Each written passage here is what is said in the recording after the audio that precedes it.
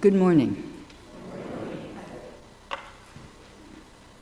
We light this chalice with the future in mind, letting the light of the flame illuminate our present moment, and also carry our love and actions forward to the generations yet to come. Hello, and good morning again. My name is Leslie, and my pronouns are she and her. Our church shares a covenant that we make with one another, a promise that helps remind us of why we gather and how we want to be with one another. Please rise in body or spirit and join me in saying our covenant, which will be on the screen.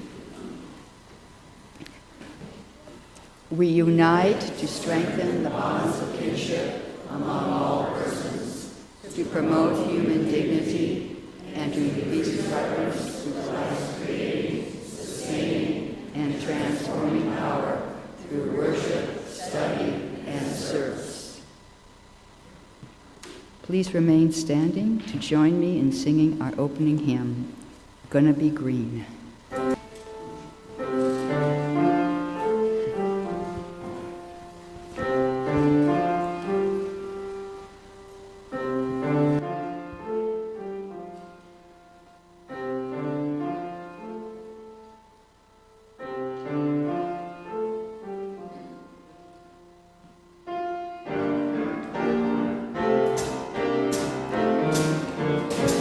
I'm gonna be green because I love the earth.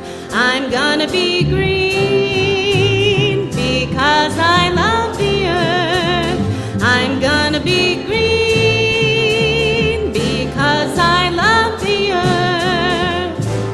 The earth is my home. Won't you be green? Because you love the earth, won't you be green? Because you love the earth, won't you be green? Because you love the earth. The earth is our home. Can't we be green? Because we love the earth. Can we be green because we love the earth? Can we be green because we love the earth? The earth is our home. The mountains, I become part of them. The herbs, the fir tree, I become part of them. The morning mists, the clouds, the gathering waters, I become part of all of it. The wilderness, the dewdrops, the pollen, I become part of it. We gather this morning acknowledging that we are each part of all there is. Each and every breath we become and are part of it. Good morning, all. I'm Reverend Pam Romancic. I'm the co-minister of this vibrant and welcoming church. I am also a queer, cisgendered woman whose pronouns are she and her. I'm also a person who is taking a year-long class on the mythic body, which looks at how the earth is alive and how wise humans have understood and worked within the paradigm of story in the neighborhood of around 3,000 years. Whatever identities you bring with you this morning, whatever experiences, whatever hopes, whatever disappointments, all of you are welcome here this morning. Now is the time when we're going to invite our young at heart to come forward as we do our Wonder Box. The Wonder Box is right here. There's something in it that we all take a few minutes just to wonder on a day when we're recognizing and we're dedicating new children on an Earth Day. What could be in our Wonder Box? What do you think, Caroline? A cake could be in there. That's a good guess. Yes. A flower is also a good guess. Any other guesses on this day? Does anybody remember what we do with the kids on when we're dedicating them? Do you remember? Does anybody remember? We take a flower, and what do we dip it in? Yes, Carol. In water. We dip it in the water that we gathered in the fall, that we gathered from everybody in this room. Everybody in this room brought water all in one place in our fall water communion, and we put that together, and then we strain it and make sure it's very clean. And then we save it in the freezer and bring it out to dedicate our children, to bless people. All the way through the year, we use the water brought in from everybody in this room to bless. And that's what we're going to do this morning. So this morning, now I'd like to invite our young folks, Parker and Caroline and their families, who would like to just come up and stand along here. We're trying to be fancy here. Okay, could we just Benji, stay do you in the want to front of open the up the Wonder microphones? We'll Box? come down in the front and talk Do to you you. want to open up the Wonder Box? Oh, you didn't open the Wonder Box. Oh, You were right, Caroline. It was a cup of water. Yes, that was correct. awesome. Yay. Thank you. Okay. For each child that's born, a morning star rises and sings to the universe who we are. For each child that's born, a morning star rises and sings to the universe who we are. What is the name of this child? Caroline. Caroline. You are unique. There's nobody like you in all the entire world. And the day you were born was a holy day or a holy night. In each and every day of your life, as you are a blessing to this world. Your parents and your family affirm your individuality, your nature that is yours alone. This rose is different from every other rose. Wow. It is a symbol of your uniqueness. The water that we just dipped it in, that's a symbol of all of this community. Collection at our annual water ceremony. Water is the stuff of life. It connects everything to everything. We share this with you as a symbol, too, of the essential connection that you now have with everybody in this room. Let us join our hearts together in the spirit of prayer and meditation. Well, let me- oh. Yeah.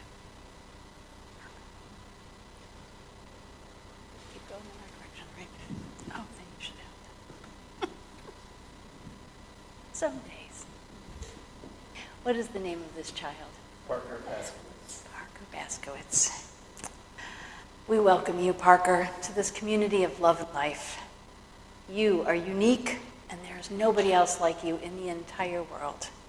The night you were born was a holy night, and each day of your life is a blessing to this wider world. Your parents and your family affirm your individuality and that your nature is yours alone. This rose is different than every other rose. It is a symbol of your uniqueness. I'm gonna take it. The water is a symbol of this community collected at our annual water ceremony. Water is the stuff of life. It connects us with everything, with humanity and all of this. Just as you are now connected to all of this. Welcome. Do you each have... Can I have one? We continue to join our hearts in prayer and meditation. We give thanks for this each of child. these children that have come among us. Each child brings a new hope for a new beginning. We see the great potential that lies in every human life, and we know that this child, these children, will bring their unique gifts to humanity if we help them do so. May we recognize and nurture your gifts, and through all the challenges and joys to come, that you might bless us with courage and love.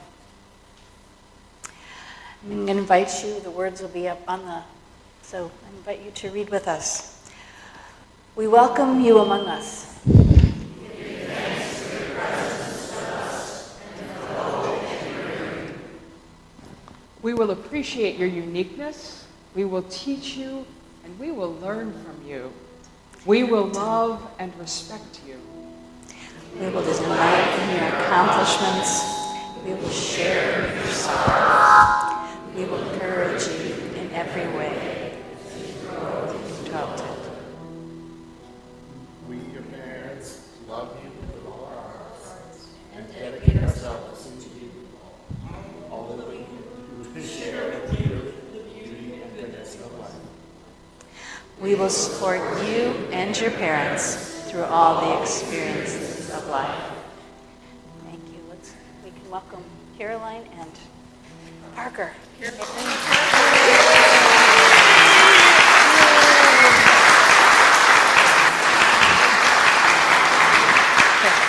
now as we're joined in singing the children upstairs for each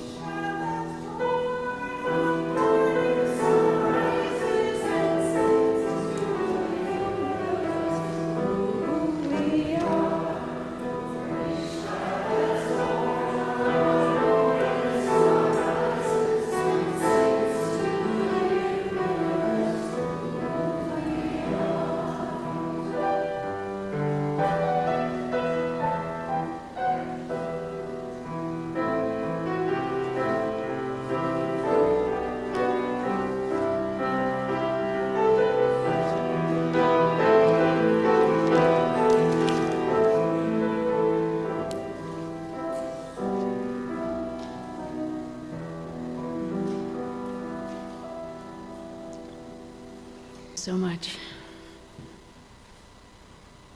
As we rest in that joy of new life, we're going to move into the space of how we support both this congregation and the wider world around us. And as Mari announced earlier, we're heading into the Time and Talent auction. And one of our organizations that we support as one of our service partners is Faith in Place. It's an organization that mobilizes people of faith, just like us, to care for the earth. And this morning we have a short video from their director to tell you a little about the work they're doing. Hi, I'm the Reverend Nicolette Faison. I'm the Illinois Outreach Director with Faith in Place. And at Faith in Place, we believe that climate crisis is a spiritual crisis. And that is reflected through our disconnection amongst ourselves, our community, and our environment. We believe that change can happen through our houses of worship. Each and every one is a reflection of a local community. And so by educating, resourcing, and equipping these folks, we believe that each and every house of worship that we get to work with can be the transformational leader that each community needs to see. And that looks like a lot of things, if we're being honest. I love our green teams. Now, Faith in Place, we're in 3 different states, Illinois, Indiana, and Wisconsin, and I just happen to be part of the best one. But Illinois is our longest standing program where we have well over 300 houses of worship represented across the entire state. That's going up from Lake County, all the way down to Carbondale, all the way out to Metro East, and we're working on our friends in Stockton at the moment. So we have a lot going on. Now, what does this look like in terms of being transformational agents? It looks like a lot of things. So every year, I would say we're getting at least 4 to 10 congregations in Illinois to put up solar in their community. We have a number of houses of worship that enter into our programs through the energy audit because they themselves want to be more environmentally responsible on a hyper-local level. And what does that look like, right? So changing from disposable cups and napkins and plates, now we're seeing multi-use items being brought back into kitchens. The thing though is, it's not just with the local projects. We also have our Eco Ambassadors program, a program that I know a lot of people love, where we get to work with our high school age young people and educating them on some of the environmental issues and how to actually be leaders in this work as they grow up. We get the honor of walking with them through their adolescent years as they're kind of developing into themselves and getting a true understanding of what it means to be an agent of change, what it means to be an advocate, and what it means to be a leader. Now, we don't stop there because while there is the personal responsibility that we do truly believe in, we also know that there is an institutional responsibility to environmental change. So some of the work that we do also includes us lobbying and advocating, and we also do that through the Faith in Place Action Fund. We also do things like teaching our green teams how to do lobbying. We go to Springfield at least once to twice a year, and we talk with elected officials about particular bills that we care a lot about. So we do the lobbying to make sure that we have a future, that our children have a future. And that's the beautiful thing about Faith in Place. So tonight, we have 2 initiatives that we're asking you, CCUU community, to support. First, the annual Environment and Spirituality Summit brings people together for inspiration, learning, and faithful action. People may have many different traditions, come from a lot of different backgrounds, and they gather to deepen their connection to creation, grow as leaders, and find courage for the work ahead. This year, Bill McKibben will serve as our keynote leader, and Valerie Carr of Revolutionary Love will lead a workshop. Through speakers, workshops, worship, and community, AES helps people return home renewed and ready to lead in their houses of worship and neighborhoods. Your support makes this gathering possible, and it helps more people take part. You have no idea what you do for this work. And finally, in this fearful moment, Faith in Place is helping people of faith show up for democracy, dignity, and the freedom to vote. This November, that means nonpartisan poll protection, voter education, and support for communities who may arrive at the polls carrying real fear. Fear of intimidation, fear of confusion, fear that vulnerable neighbors, including immigrant families, could be pushed back from full participation in public life. We believe that people of faith are called to be focused, peaceful presence in moments like these. Your support helps train volunteers, it equips houses of worship, and it protects every eligible voter's chance to cast a ballot with confidence. That's huge. At a time when fear is being used as a weapon, this work is one way we answer with courage, with clarity, and the love of neighbor. So thank you again for being willing to support us, and we really hope that these initiatives encourage you, inspire you, and make you want to continue to support your relationship with Faith in Place. Thanks. We give to support our church and community. Giving is a way to participate in love and blessings. Generosity opens us up to more love. It is a way to sow, to commit ourselves to a beloved community where we can inspire, heal, and belong. Together, we will reap the blessings to come. And today, we're also collecting thoughts about God. Please put your answers on the yellow sheets in your order of service. The offering will now be gratefully received. Beauty is before me, beauty is behind me, above and below me. Now I walk in beauty. Now I walk in beauty.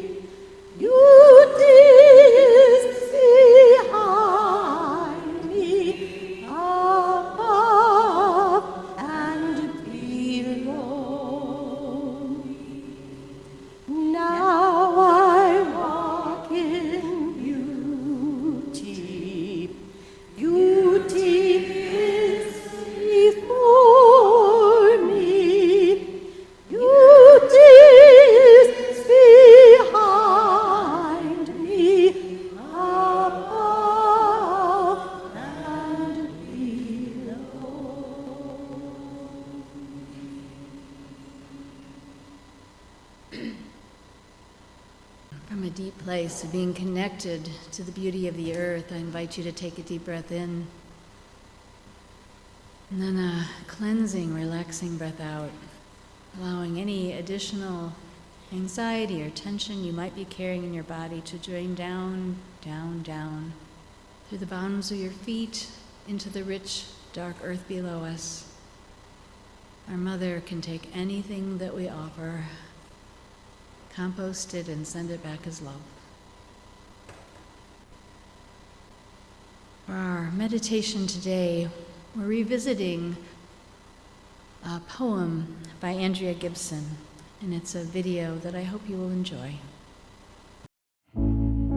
In the 5th grade, I won the science fair with a project on climate change that featured a papier-mâché ozone layer with a giant hole through which a papier-mâché sun burned the skin of a Barbie in a bikini on a lawn chair, glaciers melting like ice cubes in her lemonade. It was 1987, in a town that could have invented red hats, but the school principal gave me a gold ribbon and not a single bit of attitude about my radical political stance, because neither he nor I knew it was a political stance. Science had not yet been fully framed as leftist propaganda. The president did not have a Twitter feed starving the world of facts. I spent that summer, as I had every summer before, racing to the forest behind my house down the path my father called the old logging road to a meadow thick with raspberry bushes whose thorns were my very first heroes, because they did nothing with their life but protect what was sweet. Sundays, I went to church, but struggled to call it prayer if it didn't leave grass stains on my knees. Couldn't call it truth if it didn't come with a dare to crawl into the cave by the creek and stay there until somebody counted all the way to 100. As a kid, I thought 100 was the biggest number there was. My mother absolutely blew my mind the day she said 101. 100 and what? Billionaires never grow out of doing that same math with years, can't conceive of counting past their own lifespans, believe the world ends the day they do. Why are the keys to our future in the hands of those who have the longest commutes from their heads to their hearts, whose greed is the smog that keeps us from seeing our own nature and the sweetness we are here to protect? Do you know sometimes when gathering nectar, bees fall asleep in flowers? Do you know fish are so sensitive, snowflakes sound like fireworks when they land on the water? Do you know whales will follow their injured friends to shore, often taking their own lives so to not let their loved ones be alone when they die? None of this is poetry. It is just the earth being who she is, in spite of us putting barcodes on the sea, in spite of us acting like Edison invented daylight. Dawn presses her blushing face to my window, asks me if I know the records in my record collection look like the insides of trees. Yes, I say, there is nothing you have ever grown that isn't music. You are the bamboo in Coltrane's saxophone reed, the mulberries that fed the silkworms that made the slippers for the ballet, the pine that built the loom, that wove the hemp for Frida Kahlo's canvas, the roses that dyed her paint, hoping her brush could bleed for her body. Who more than the earth has bled for us? How do we not mold our hearts after the first spruce tree who raised her hand and begged to be cut into piano keys so the elephants could keep their tusks? The earth is the right side of history, is the canyon my friend ran to when no one else he knew would echo his chosen name back to him, is the wind that wailed through 1956 Alabama until the poplar tree carved itself into Dr. King's pulpit, is the volcano that poured the mercury into the thermometer held under the tongue of Italy, though she knew our fever was why her canals were finally running clear. She took our temperature, told us we were too hot, even after we'd spent decades claiming she was not. Our hands held to her burning forehead. We insisted she was fine, while wildfires turned redwoods to toothpicks, readying the teeth of the apocalypse. She sent a smoke signal all the way from California to New York City. Ash ash fell from the sky? Do you know the mountains of California used to look like they'd been set on fire because they were so covered in monarch butterflies? Do you know monarch butterflies migrate 3,000 miles using only the fuel they stored as caterpillars in the cocoon? We need so much less than we take. We owe so much more than we give. Squirrels plant thousands of trees every year just from forgetting where they left their acorns. If we aim to be just half as good as one of the earth's mistakes, we could turn so much around. Our living would be seed.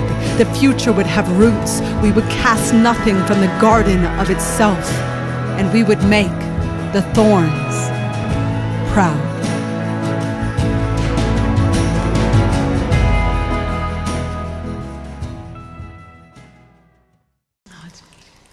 I do find that beautiful. I'd advise you to go home and find it and maybe put it on a slower speed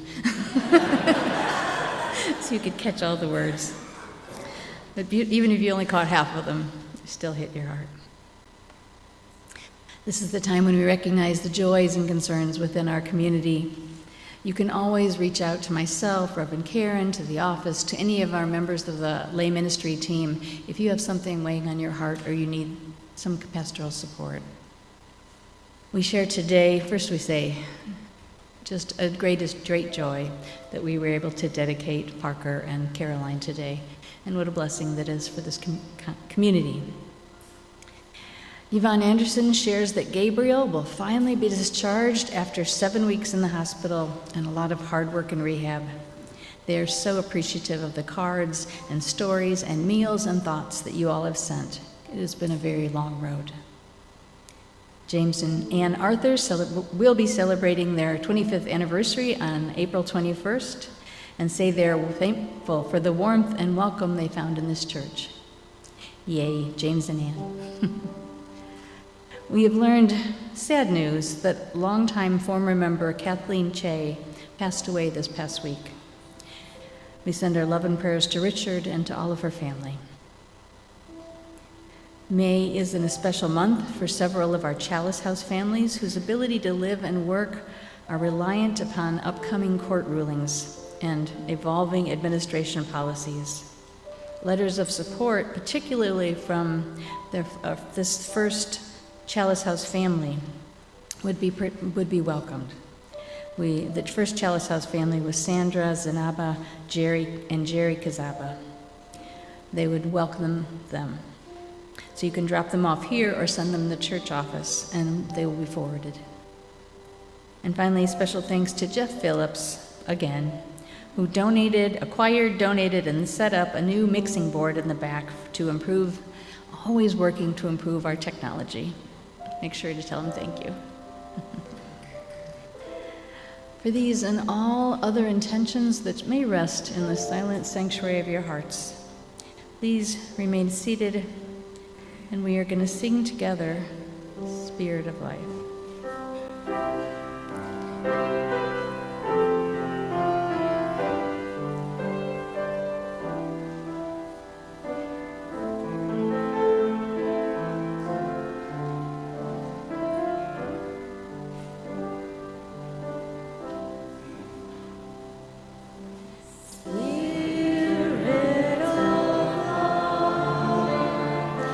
Come unto me.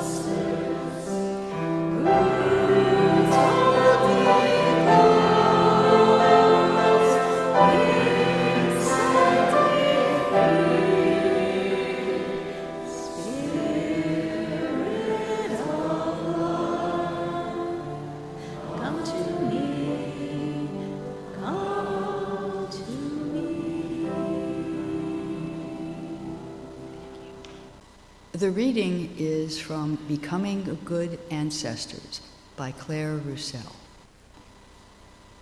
They are wanting to tell us something, the future people, the people of whom we are the ancestors.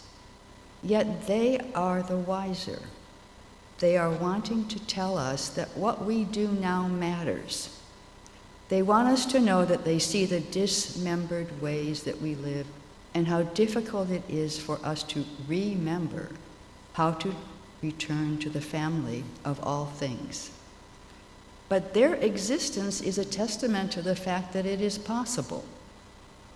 They know we feel trapped by this system of entanglements and obligations and the assumptions of our imaginations in a system that only ever intended to keep us blind to the bars of our cages. But they want to remind us that there was a time when we could not imagine a world order that was not based on the divine right of kings.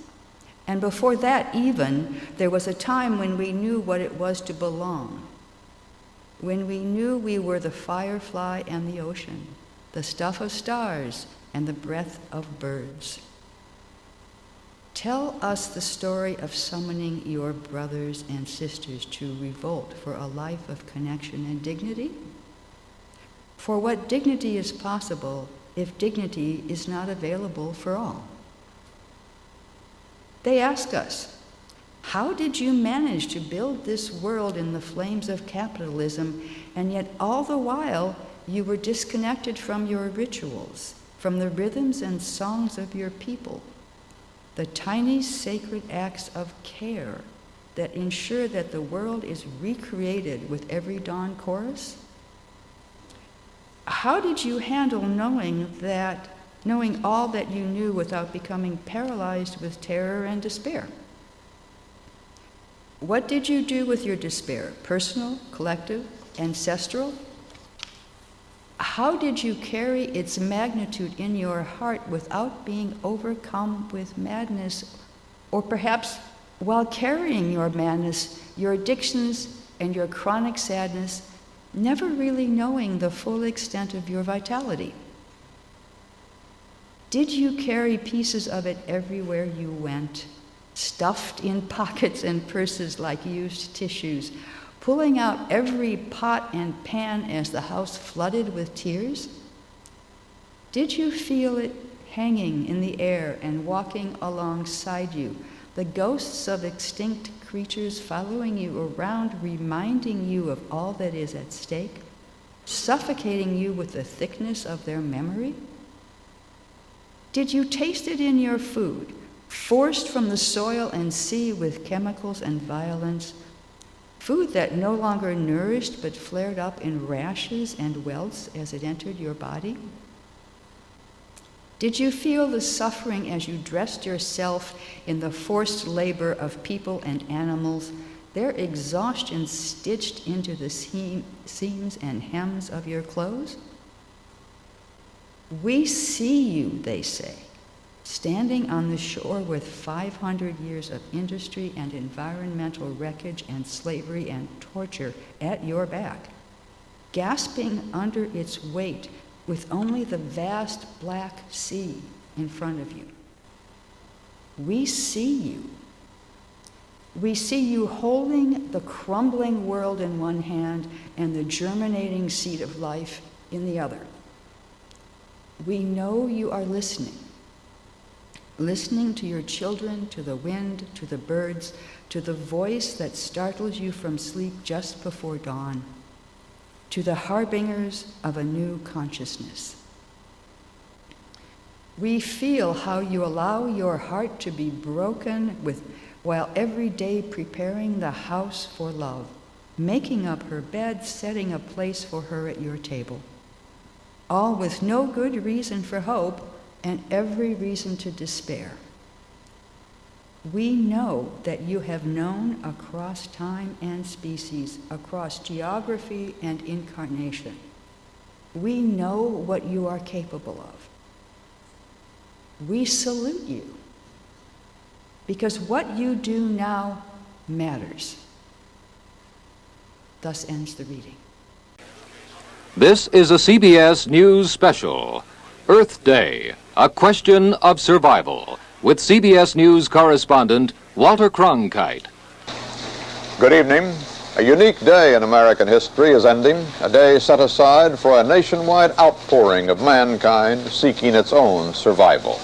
Earth Day, a day dedicated to enlisting all the citizens of a bountiful country in the common cause of saving life from the deadly byproducts of that bounty, the fouled skies, the filthy waters, the littered earth. As a demonstration, its success was mixed, beyond expectations here, far below there. No one now can know exactly how many took part. We do have an idea how many planned participation, student groups in 2,000 colleges and 10,000 lower schools, citizen groups in 2,000 communities.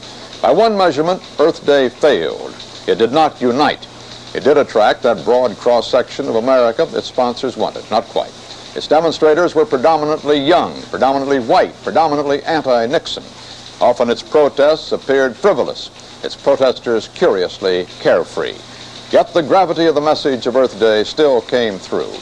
Act or die.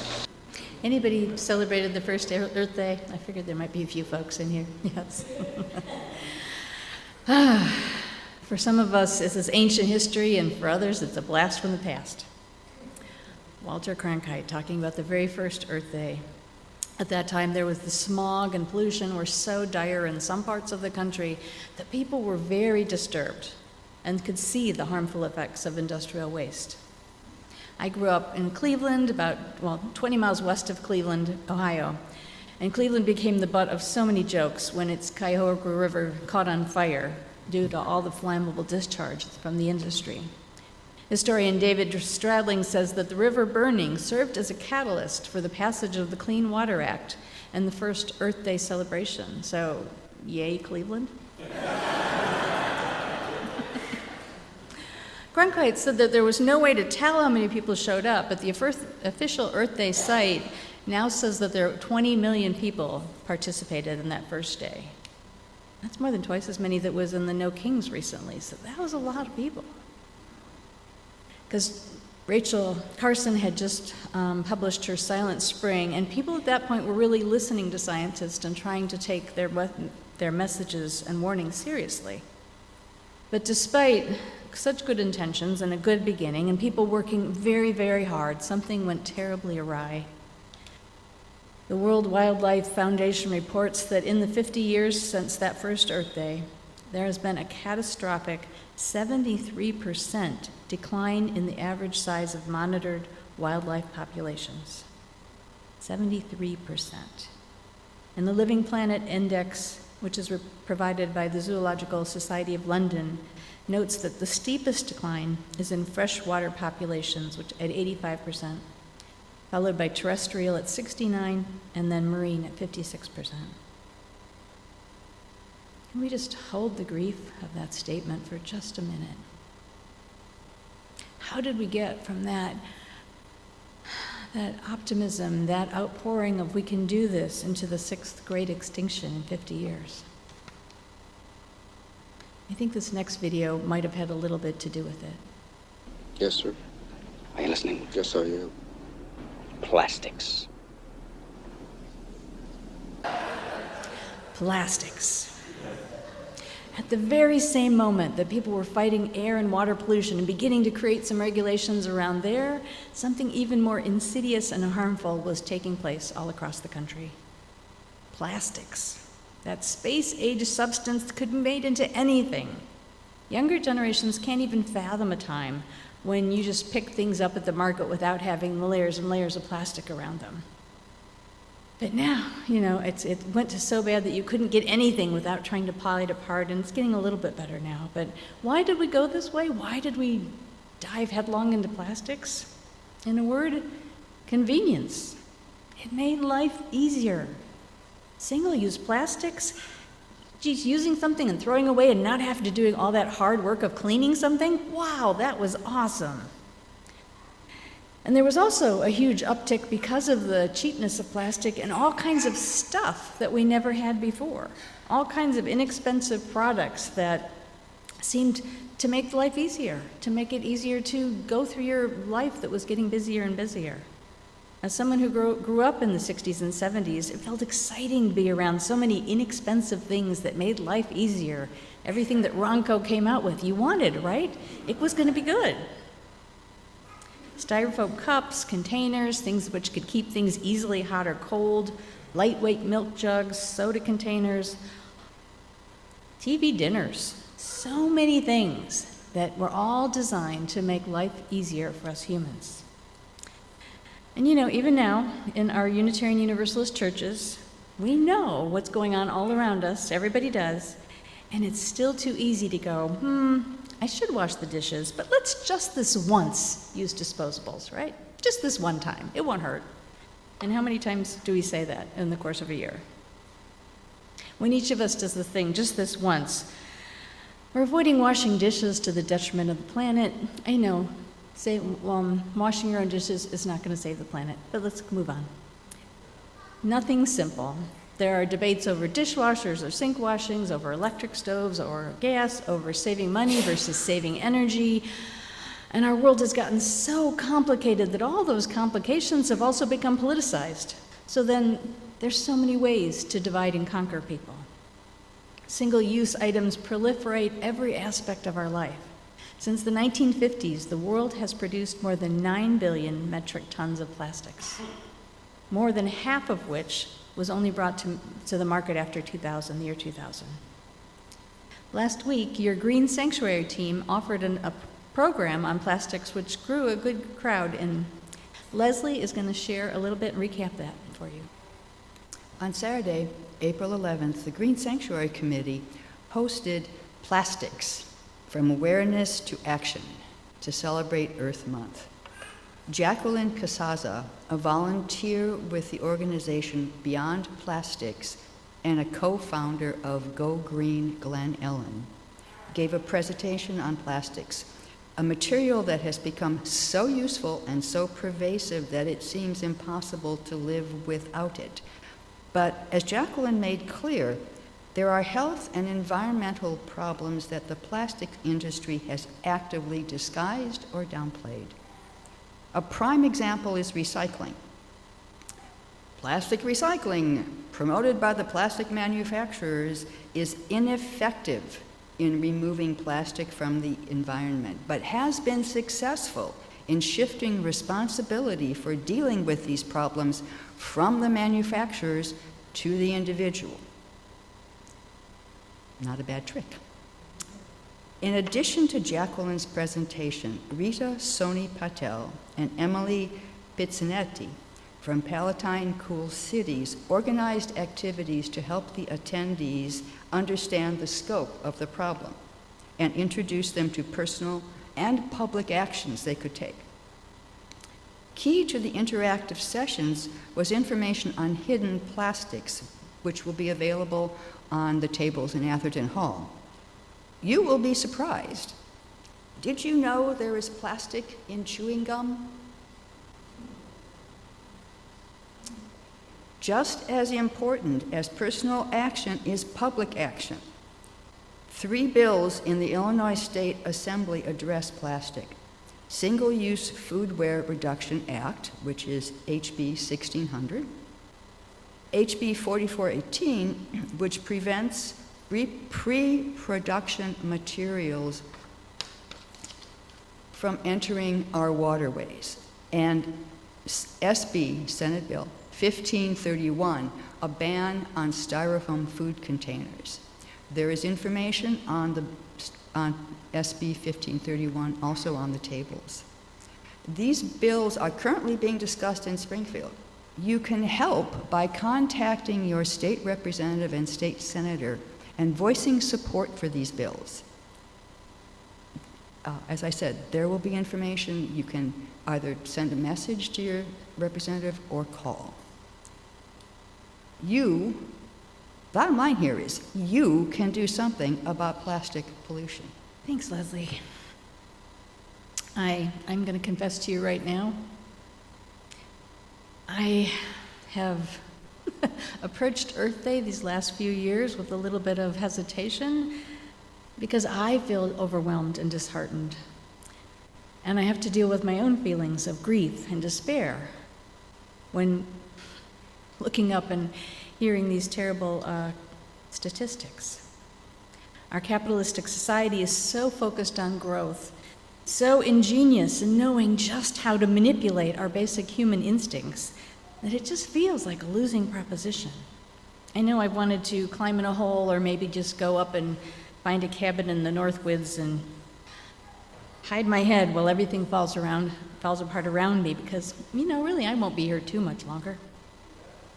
But that's not okay. Because when I look at the beautiful faces like Caroline and Parker and all of our other children, all the children you know, all the children that surround us, there is no option to fall into despair. These children deserve a future with green trees and animals, and their presence demands that we do the uncomfortable work, the inconvenient work of paying attention, of making different choices, which do not put our comfort at the top level of the decisions we make. Is hope even reasonable? You guys had Dr. Sheldon a couple weeks ago, and she shared a poem by Caitlin Sadok that was called "Hope is Not a Bird, Emily, It's a Sewer Rat." It made an impression. I heard about it a few times. So for those of you who missed it, hope is an ugly thing, able to find a way to go on when nothing else can even find a way in.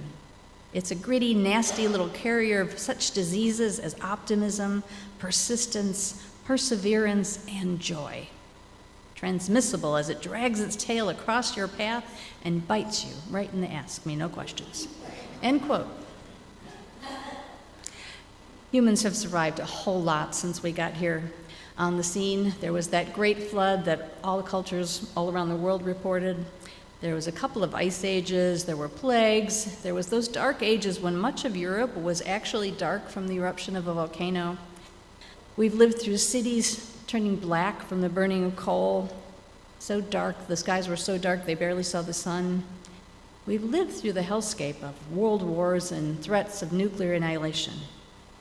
And all around this earth we survived collapsing civilizations over and over and over again.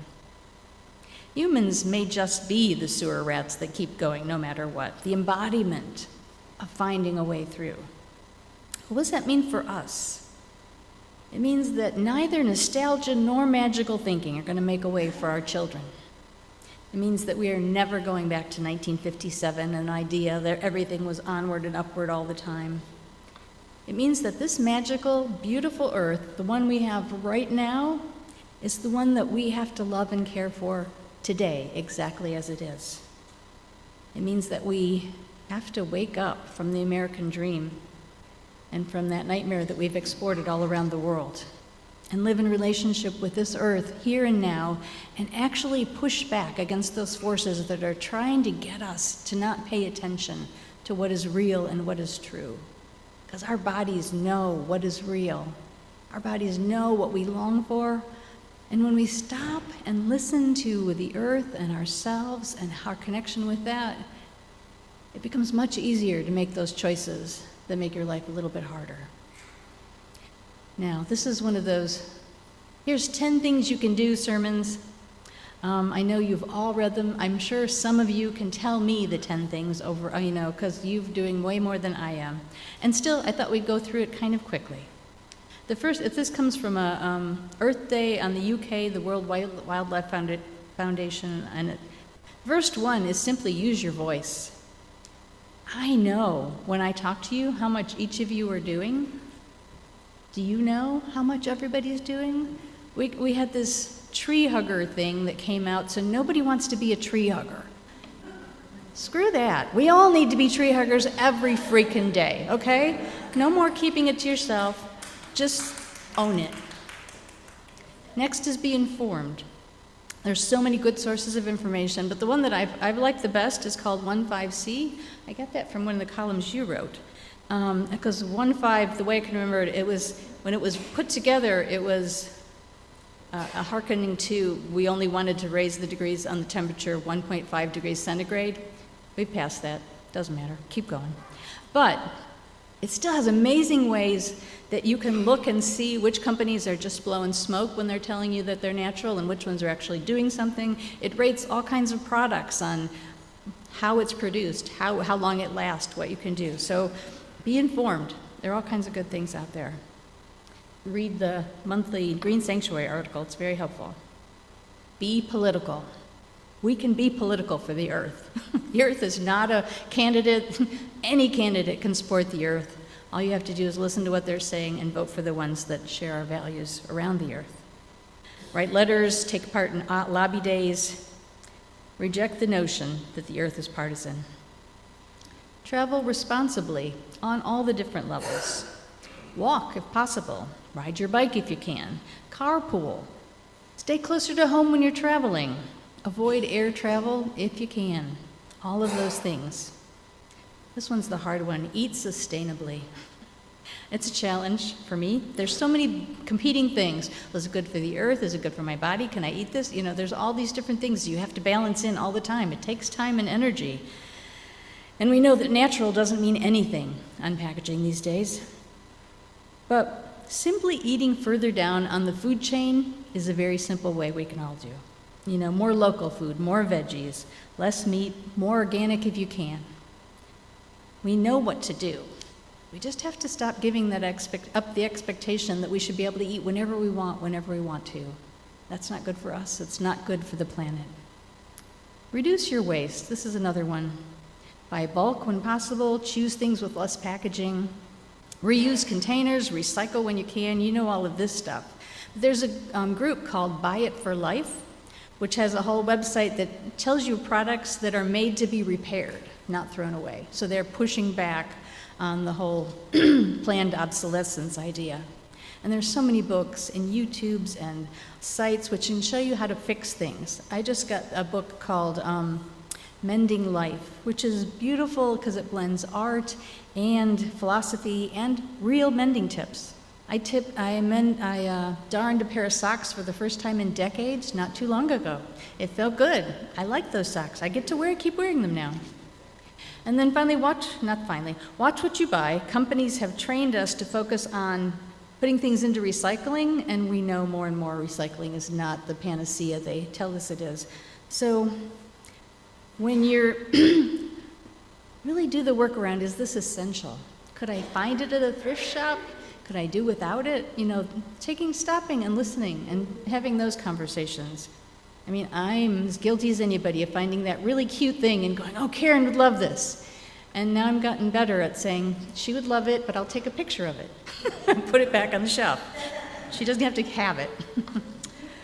Annie, our nursery person, she picked up hundreds of dollars of things from Free Cycle for our nursery that we would have had to pay for, and she found it all, and she decked it out in a really great shape. So thanks to Annie, and we can all do that same sort of thing. And if you have good stuff, put it on Free Cycle, or get to know your local thrift store so you know what's happening with there. You know if some of the bigger ones, they take half of what you've donated and just throw it right into the landfill anyway.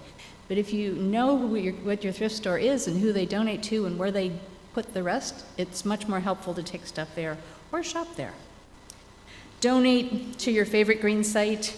You can adopt an animal at the World Wildlife Foundation. Whatever it is. Right here at church, we support Faith in Place, that we heard about earlier. So this church walks the walk of supporting the people that do this work in the world. Here's a hard one. Read the Living Planet report from the World Wildlife Foundation. This is only for those of really, that you got some strong backbone. It'll break your heart, but if you need a reason to know why we need to change, read this report. And volunteer. So many people here volunteer already, all the time, in our local preserves, in garden clubs, and all kinds of ways that work to celebrate this. But it can be as simple as on your walk, pick up some garbage. Whatever way that you can orient yourself to being in right relationship to this beautiful earth and thinking about how she supports us and we support her, and it's not something out there, it's right here in our bodies and in our relationship. And then I'll add one more, number 11. Get part of this church's Green Sanctuary group. They meet on the second Sunday of the month, and they have been responsible for so many good things that have happened in this church over the years. They sponsor the composting program.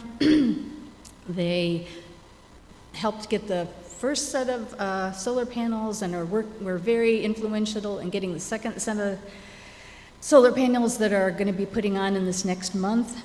They were a gift, an incredibly generous gift donated by Jerry Peterson, who is not a member, but who's been attending our Green Sanctuary group for years. So there's so many ways that creating relationships help us work better ways for the planet. And I know I will say this again and again, so many of you could teach me, so I'm not trying to look down on you, but I'm trying to wake us all up to remember that it's all of our responsibilities every day.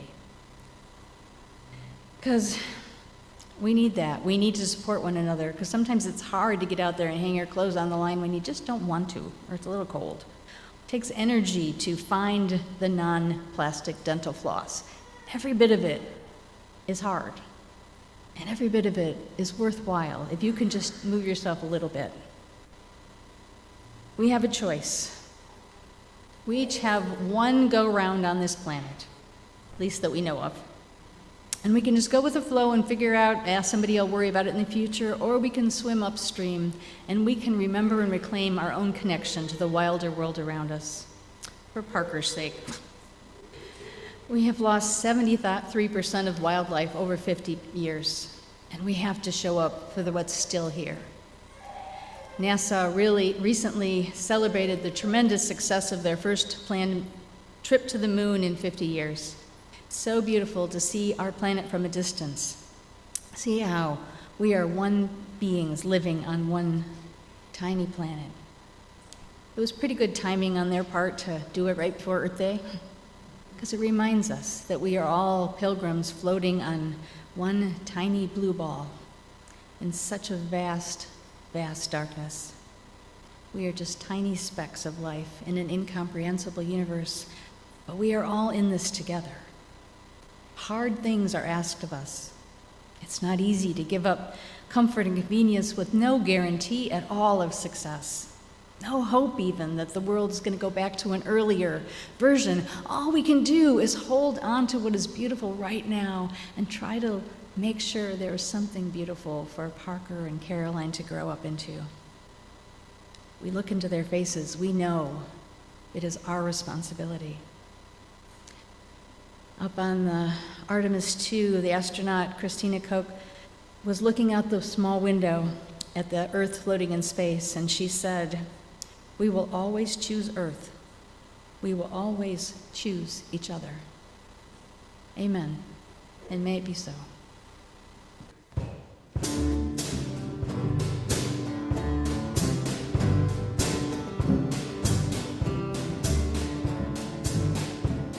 On a sleepy, endless ocean, when the world lay in a dream, there was rhythm in the splash and roll, but not a voice to sing.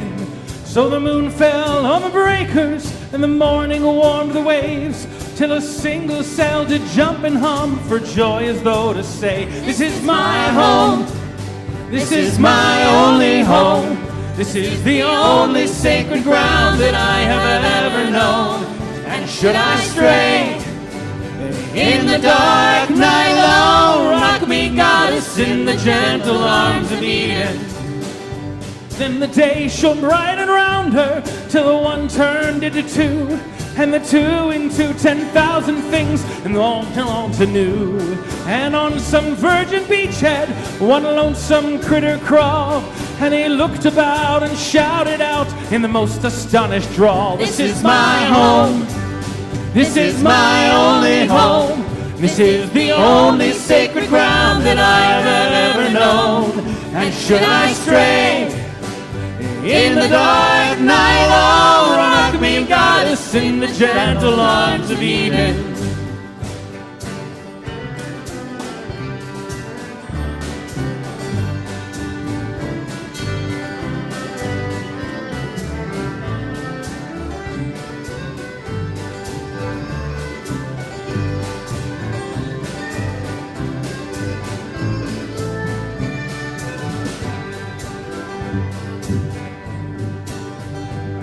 Then all the sky was buzzing, and the ground was carpet green, and the weary children of the woods went dancing in between. And all the people rejoicing when the fields were glad with grain, and this song of celebration and their cities on the plain. This is my home, this is my only home, this is the only sacred ground that I have ever known. And should I stray in the dark night, oh, wrap me, goddess, in the gentle arms of Eden. Now there's smoke across the harbor, and there's factories on the shore, and this world is willed with good and will and enterprise of war. And I will lay my burdens in the cradle of your grace, and the shining beaches of your love, and the sea of your embrace. This is my home, this is my only home, this is the only sacred ground that I have ever known. And should I stray in the dark night, oh, wrap me, goddess, in the gentle arms of Eden. Wrap me, goddess, in the gentle arms of Eden.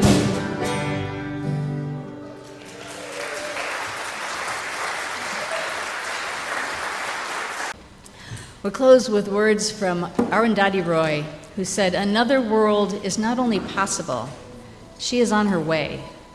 On a quiet day, I can hear her breathing. May it be so. May it be so." I invite you to rise and body your spirit to sing our closing hymn. It's number 1064. The words will be on the screen, Blue Boat Home.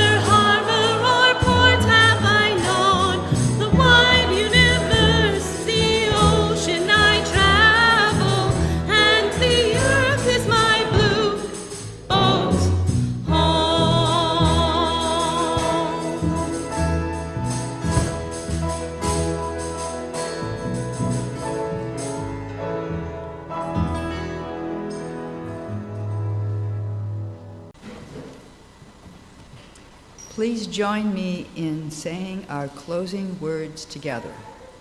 We extinguish this flame, but not the light of its truth, the warmth of this community, nor the fire of our commitment. These we carry in our hearts and share with all the world.